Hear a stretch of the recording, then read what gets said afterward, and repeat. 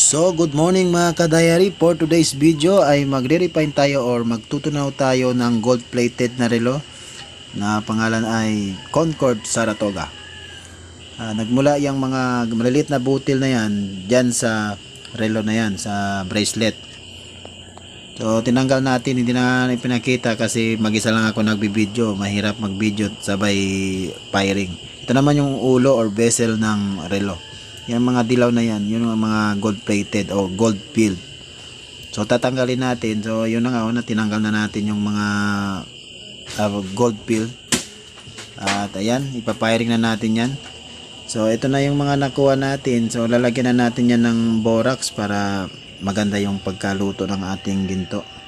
Ayan, lalagyan natin ng borax para madali yan matunaw at pampakintab.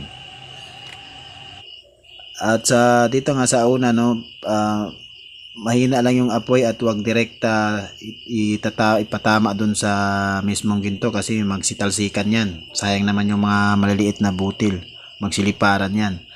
So pagka tunaw na yung maliliit na butil, saka pa lang natin bubiltahan ng malakas na apoy.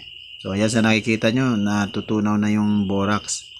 At mamaya-maya ng konti pag yan, ibubuela na natin ng malakas yung apoy para naman na matunaw na itong nakuha natin na gold field.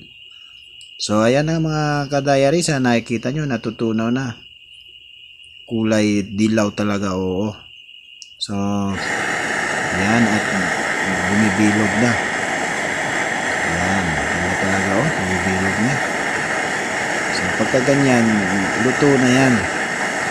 Para tayong tama ba, kahit na baguhan pa lang tayo. Nagtuturo ewan ko kung tama na ba yun. So ito pala yung nakuha natin mga ka-diary. Ayun, kulay dilaw. So mabigat, medyo may kalakihan. So titimbangin na nga natin mga ka-diary, at ito ay tumimbang ng 3.3 grams. Di na paldo na, hindi na masama, no? So nakakuha tayo ng 3.3 grams sa mga gold plated, at inuri nga natin, at ito ay may uri na 18 carats. Yung 3.3 tayo 18 carats. So diyan pala nakuha natin yan sa isang relo. Concord Saratoga, 18 carats, 39 pieces na mga gold filled. Mura kasi yung bilihan nila ng Concord Saratoga, kaya ni-refine na lang natin. At dahil galawang bihasa tayo mga ka-diary, napaso pala ako dyan, no? So hindi naman tayo lugi dun sa nakuha natin, paldo.